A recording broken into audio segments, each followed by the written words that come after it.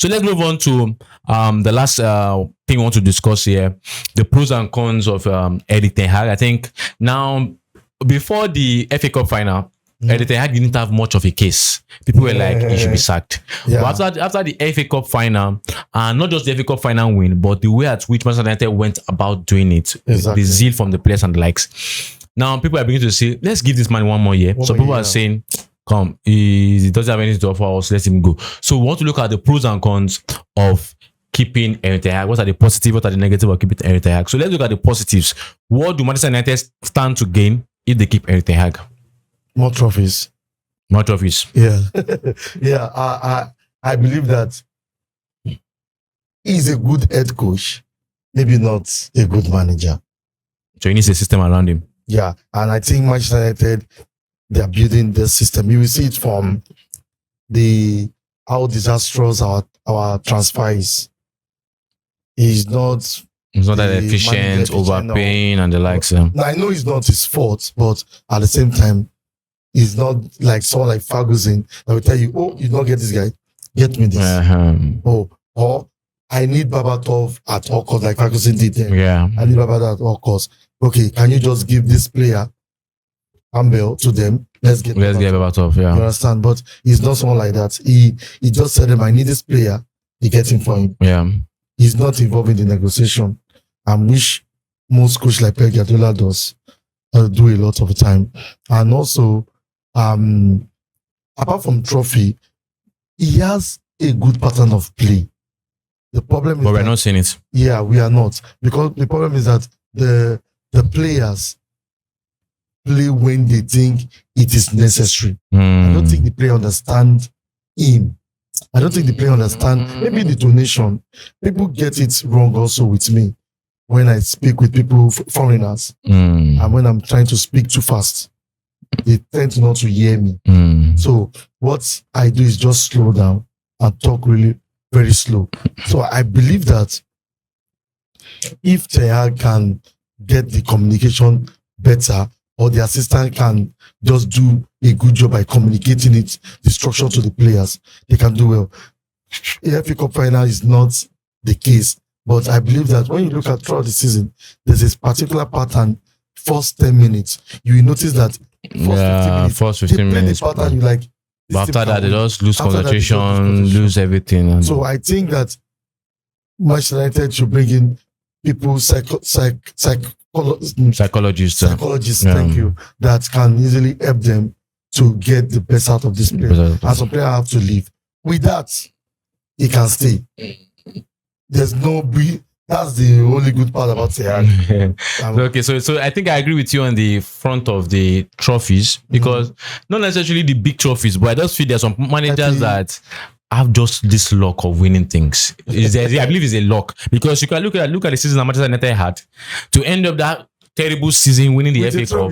It really shows the man has a kind of, he has this luck. He has this affinity. There are managers like Arteta that have done better over the years and cannot just seem to just win something tangible. I think when you are too hard on this guy. So I think, and one thing about the life is, if you have that kind of luck or affinity towards trophies, you might end up winning the big trophies. Yeah. So that's a point to make. Then I think you said it's not a very good spotter of talent. No, it's sport talent. It's sport talent, like signings. Knowing that this one will fit into my distance. So he needs a team around it. Because because he knows how to spot talent, because he knows how to get the likes of Kobe Mino into the first team. But the issue of get me this player, buy me this player to construct that team, it might be lacking if he doesn't have a good structure. So and now to the other side of things, the negatives. Why do you think, for people looking to make a decision, why do you think Erik ten Hag is not the right man for Manchester United? Okay, let me start from here. Manchester United fans are a little bit very, very hostile and crazy sometimes. Sorry, pardon my language. Now, there is no united front in Manchester United. They call themselves United, but they are not united. Everybody has their opinion. Now, it's not bad. Take a look at Arteta. The first season he won FA Cup, it was 8th. The second season was even not that good. But the third season, he came in second. Fourth season, he came in second. There's progress. Now, My problem about Ten Hag is that there is this favorism that he needs to stop. When you favor certain set of player than the other, you will not succeed. Yeah. I can't imagine. I can't still understand the concept of McTominay in that position. I don't understand. Okay, let's excuse Marcus Rashford. Maybe he has a contract clause. Let's excuse that of Anthony. Is one of his wherever Boys from Ajax. that he believes that he want to get the best out of him. But someone like McTominay playing him week in, week out, and he has a good work rate, but relatively poor position. Work rate and over is the work rate for McTominay. It's a myth. Yes, under Mourinho there was a work rate. Yeah. Right now, there's no work rate, nothing. He's playing like a ghost. Yes. So I think he needs to stop favorism. Yeah. Play the best player. That's why I'm thinking that he cannot be. Number 2 is that he doesn't have plan B. He never has plan B. And for Manchester United fan watching me, you can just go back, check the clip, look at it one after the other. Thank God we have cable networks that show football matches. He never had plan B. The moment the team crumbles in 15 minutes, that game is over. It's over. Except for magic or some individual brilliance. Some individual brilliance. So he never had plan B. He needs to work on it. Because in Premiership, you must have at least 5 things in your pocket, in your sleeve to bring out. Oh, they got this, let's use this. They got this, let's use this. He never plan B. The third one I want to talk about is so many, but if it's so many, before you continue, if it's so many, should he even now be the Manchester United coach? We go, okay, let's continue. Let's hear more of what. Now, the third one I want to talk about is the fact that playing some player out of position. Like injuries. Okay. First season he did that also. You all claim that it's injury. But first season, he played some players off positions. But yet, we are winning. So Manchester United did not see that flaw. There are some players. Look at Amrabat will have had a better season if he had started in the midfield like as he ended. He started 2. Playing from the left back. Yeah, injuries actually. Yes, we say injury. But I'm telling you, we have players in the academy. You brought him, I know. There are some players. He has. The fourth one is bad decision of selling talent. Alvaro Fernandez will have saved us this season. Even the decision to let Reguilon go in January is shocking. It's shocking. The decision of letting Hannibal, yeah, go on loan when he was already growing to the team and showing us 1 or 2. So many, but let me just feel that 4. So let me add 2 more. I think first of all, one of the negatives to Erik Ten Hag that I've seen is game management. He can be leading 1-0. He doesn't know how to take that 1-0 to the end of the.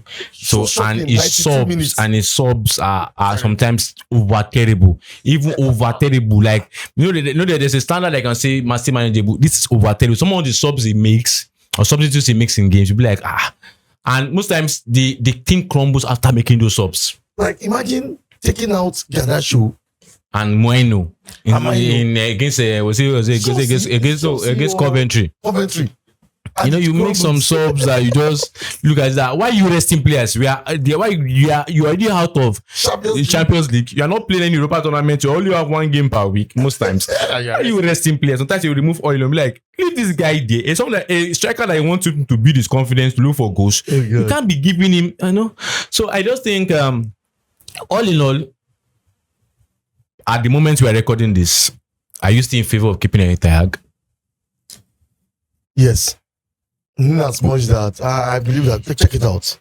How many coaches I have? So I think, okay, now the reality is if they were better coaches, you would sack him, right? Yes, of course. Okay, but the reason why you want to keep Erik Ten Hag is because they are not better coaches, right? Yes. I think that's really because I can't even go for Tuchel. No. Tuchel is out of it. If I'm a Manchester United fan, Tuchel is out of it. Tuchel is out of it. Tuchel is out of it. Now, the Dortmund coach, I would like him to do 2 more seasons before that coach doesn't look like a winning coach. By the way, congratulations to Real Madrid on the Champions League win. But Dortmund coach looks like he's fantastic football, fine football, but he should have won the Bundesliga last season.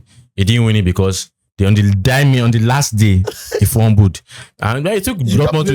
You can't blame him for that. Players' mentality is terrible sometimes. You do, as a manager, you're responsible for the mentality of your players. Yes, but you should on that last day you should get them ready. He wasn't the one kicking the ball. No, but the mentality. So it's not like saying Ferguson has no impact on the last day for Man United, or Ancelotti doesn't have any impact on what Man. There's an impact. So I think it's an up and coming coach.